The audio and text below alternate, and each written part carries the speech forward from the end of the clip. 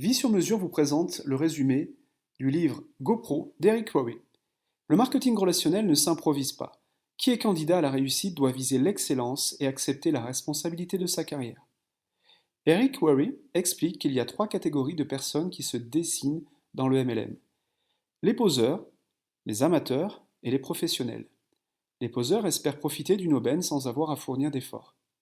Les amateurs, eux, misent sur différents éléments: la chance de recruter la perle rare, le bon timing, le positionnement et les raccourcis, c'est-à-dire toutes les astuces pour croître plus vite et sans effort. Les professionnels, eux, ont compris qu'il fallait savoir accorder passion et compétence. Ils sont conscients de la nécessité de maîtriser leur métier et s'engagent vers l'excellence. Leur comportement est une inspiration pour les autres et ils génèrent un climat de confiance autour d'eux, un climat propice à la réussite. Pour accéder à ce rang, la formation est une étape indispensable. L'un des avantages de la profession est que l'apprentissage est peu coûteux et qu'il est possible de commencer à gagner de l'argent en apprenant. Chacun se voit attribuer le même produit et a droit à une même rémunération, l'unique variable étant le professionnel lui-même. La clé de la réussite est d'assumer sa pleine et entière responsabilité en cessant de blâmer les autres. Tout commence et finit par moi, dit le professionnel. Dès lors, tout change et devient possible. Alors que faut-il faire pour être un vrai professionnel du marketing de réseau? 7 compétences. La première compétence, trouver des prospects. Une recherche de prospects en 4 étapes. Coucher son réseau sur papier, notez tous les noms des personnes que vous connaissez. 2. Ajouter le réseau de son réseau. Pour chaque nom, listez les contacts de la personne. 3. Faire de sa liste une liste active en l'allongeant perpétuellement. Nouvelles rencontres via les réseaux sociaux, nouveaux contacts. Certains professionnels se donnent l'objectif de 2 nouveaux noms par jour. 4. Se faire volontairement des nouvelles relations. Tout doit être l'opportunité de créer un lien sincère, bénéfique, à titre personnel et professionnel. Deuxième compétence, l'invitation. Une invitation réussie repose sur 4 principes. Se détacher de ses attentes immédiates, rester soi-même, laisser s'exprimer sa passion et être confiant. N'oubliez pas l'excitation et l'urgence. Par exemple, bonjour, je suis content de vous voir. Je manque de temps, mais il faudrait que je vous parle de... Et puis là, vous parlez de votre affaire. Enfin, de votre affaire, de ce que vous voulez vous proposer.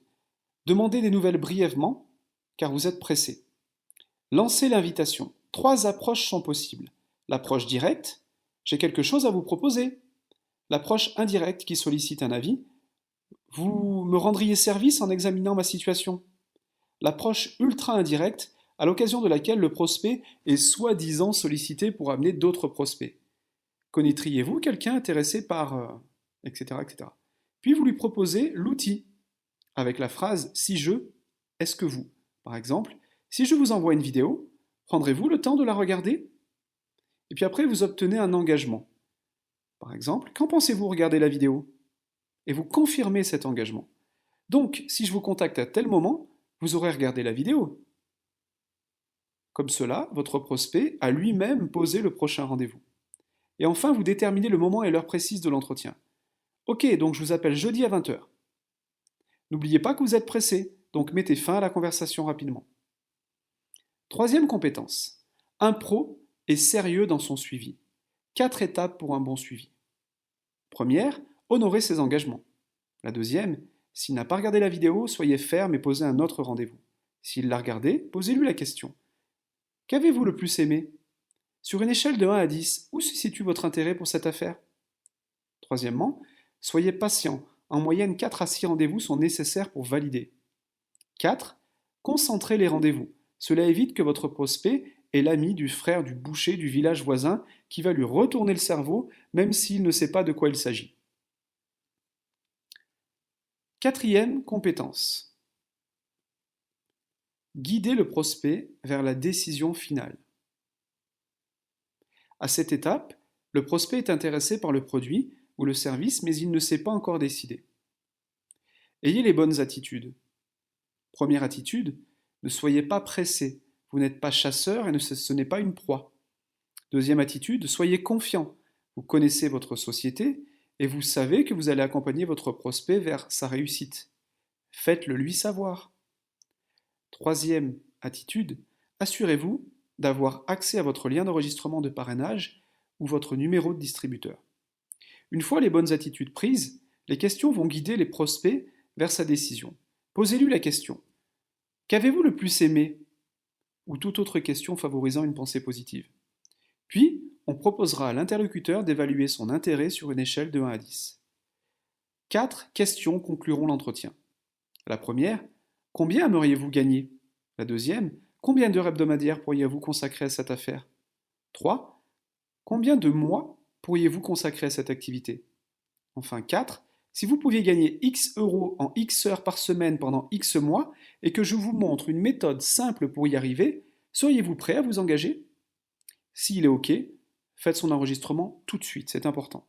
S'il est incertain dans son comportement, programmez un autre rendez-vous et recommencez le processus. Par contre, j'insiste, s'il est OK pour démarrer, vous faites son enregistrement tout de suite, c'est vraiment important. 5e compétence.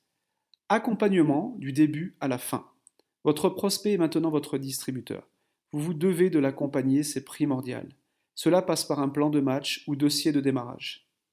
Pour ma part, j'utilise le dossier de démarrage dans mon activité MLM et ça fait 90% de la réussite de mes distributeurs et de leurs distributeurs. Premièrement, avec votre distributeur, vous allez définir le pourquoi il a démarré cette activité et vous devez souligner l'importance de cette décision qui va l'amener à changer sa vie. Deuxièmement, fixez des objectifs réalistes en vous appuyant sur 3 préceptes suivants. La personne est seule responsable de son succès ou de ses échecs.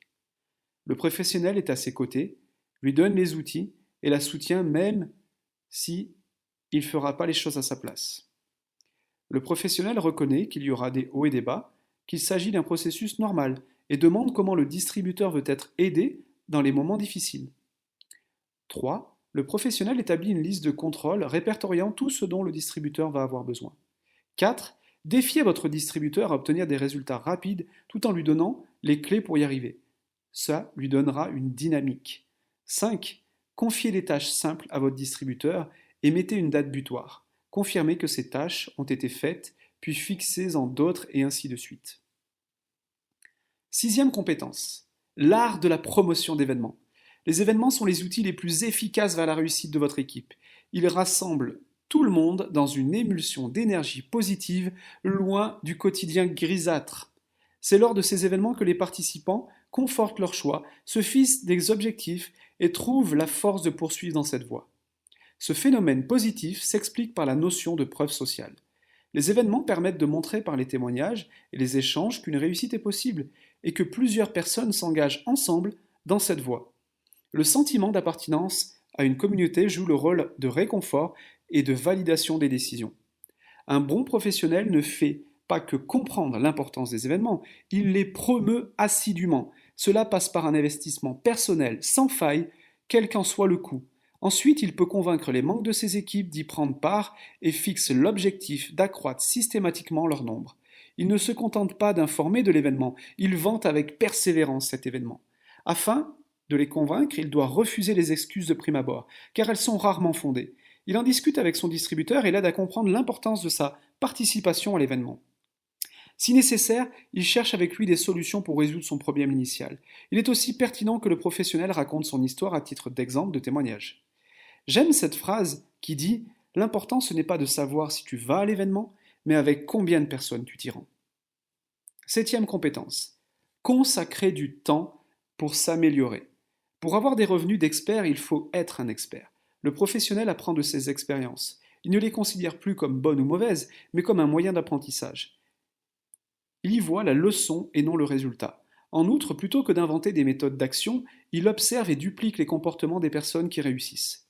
Le professionnel n'attend pas d'avoir acquis toutes les connaissances nécessaires, il se met en action. S'il veut acquérir une compétence, il dresse un plan, l'exécute et révise ses résultats. Il perçoit dès lors comment s'améliorer. L'entourage tient également son rôle, comme l'explique la loi de l'association. Elle affirme qu'un individu représente la moyenne des 5 personnes les plus proches de lui, c'est-à-dire qu'il agit, pense, parle et gagne comme elle. Le professionnel limite les interactions avec les personnes négatives, néfastes et se tourne vers des modèles. Il ne faut pas oublier l'étude, qui a évidemment une place cruciale. Il est essentiel de se concentrer sur les apprentissages de base avant de se disperser vers des savoirs annexes. L'auteur évoque l'avantage de programmes audio propices à une réécoute régulière. Il encourage la lecture des experts s'étant consacrés à partager leur savoir et expérience dans des livres. Internet est également un bon moyen d'apprendre à travers les vidéos, tutoriels et événements en ligne. De plus, les événements d'entreprise sont la solution optimale puisqu'ils permettent une plongée sans distraction dans l'apprentissage. Enfin, l'une des manières d'apprendre les plus efficaces est d'enseigner. La transmission des connaissances impose de les cerner clairement. Voilà, je vous remercie, le résumé de GoPro d'Eric Worre. J'espère qu'il vous a plu. Mettez un pouce bleu et abonnez-vous à la chaîne pour être informé des nouvelles vidéos. C'était ma première vidéo d'une longue série et je vous prie d'être indulgent. Je vous promets de m'améliorer au fil du temps. Si vous voulez lire le livre dans son intégralité, j'ai mis le lien pour l'acheter sur Amazon dans le descriptif juste en dessous. Je vous remercie.